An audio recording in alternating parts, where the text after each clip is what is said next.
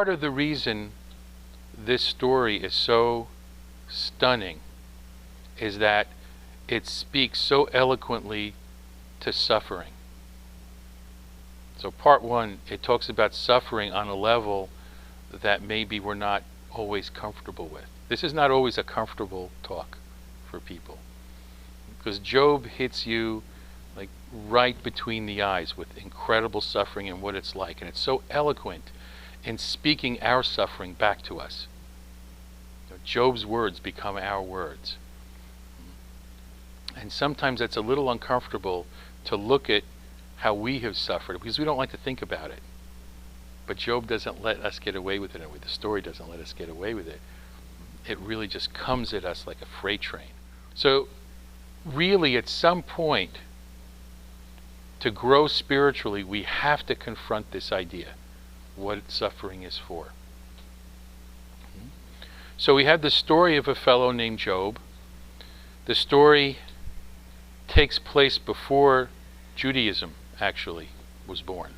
So it's a pre-Jewish story. Even it's an Old Testament, we might think it's a Jewish story. It's not. It's before that, and there are almost exact stories in other cultures in the Middle East of someone who suffered so incredibly. But we're introduced to Job as a very righteous man,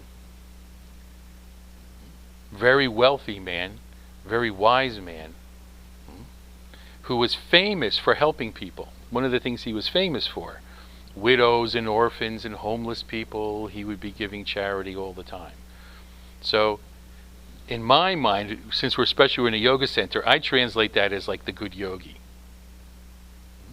And this is what we have to confront even in yoga. I do my asana every day, I do my meditation every day, and pranayama, and I do all these nice things, and still something terrible can happen to me, or does. Then what does it mean?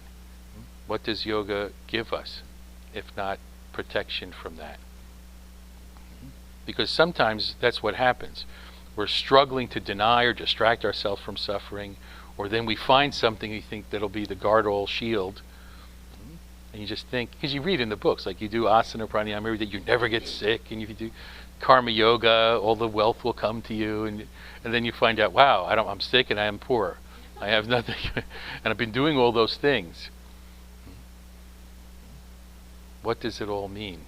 This story addresses all of that in a very dramatic way.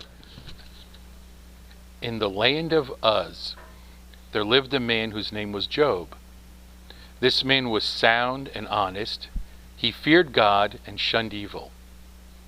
He had 7 sons and 3 daughters, and he owned 7,000 sheep, 3,000 camels, 500 yokes of oxen, 500 donkeys, and a large number of servants. He was the greatest man of all the people of the East. So we're getting a little setup. This is like the creme de la creme. One day the angels came into God's court to attend on him. Among them was Satan. Satan is not the devil we know in the movies with the horn and tail here.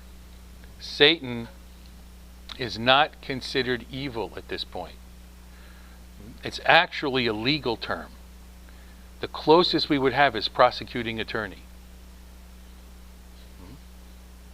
Satan's job was to test creation. It wasn't like to do evil, it was to test. Does that make sense to you? God made something, Satan has to like test. So his job was to like constantly check and see what was going on. So in the court there's Satan. And here's where it starts the mischief. God said to Satan, "Where have you been?" And I love this answer. "Round the earth, roaming about." I don't know if any of you know or remember Mr. Natural. Does you remember? How would I even describe Mr. Natural? Had a long beard and a robe, and he kind of walked with his head up, and yeah, it's kind of like a really super hip, and he would just like kind of wander around. It was like in the hippie days. I think of Satan looked like that, just kind of wandering, because he says, "Where have you been?" "I'm just wandering around." Very vague. But here's what God says. The Lord said to Satan, "Did you notice my servant Job? There is no one like him on the earth, a sound and honest man who fears God and shuns evil." Satan didn't bring this up. Who brings it up first? Our wonderful Lord. Right? So God praises Job, sound and honest, who fears God and shuns evil. And this is what Satan says. Yes, but Job is not God-fearing for nothing, is he? Have you not put a wall around him and his house and his domain? You have blessed all his undertakings, and his flocks throng the countryside. And this is God's response. Very well. All he has is in your power, but keep your hands off his person. Now, you know when you've had a bad day? You know those days where like one thing after another goes wrong, like one after another? You haven't had a day like this that I'm about to read.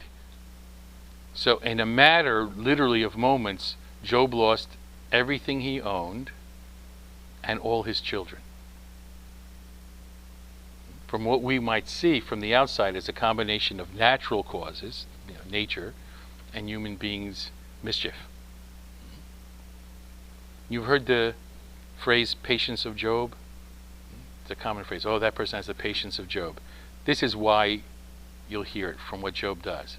At this, Job rose and tore his gown and shaved his head.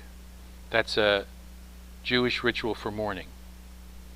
They tear the gown. Nowadays they wear a little ribbon or something and just rip that. But in those days, they would actually tear the gown. Shaved his head. Then falling to the ground, he worshipped and said, "Naked I came from my mother's womb. Naked I shall return. The Lord gives, the Lord takes away. Blessed be the name of the Lord." That's extraordinary. Then the Lord said to Satan, "Did you notice my servant Job?" It seemed like Satan wasn't anxious to make him suffer, but God wouldn't let it go. "There is no one like him on earth, a sound and honest man who fears God and shuns evil. His life continues blameless as ever. In vain you provoked me to ruin him." Makes you love God. Right? It's Satan's reply, and I just love the sound of this. He says, "Skin for skin.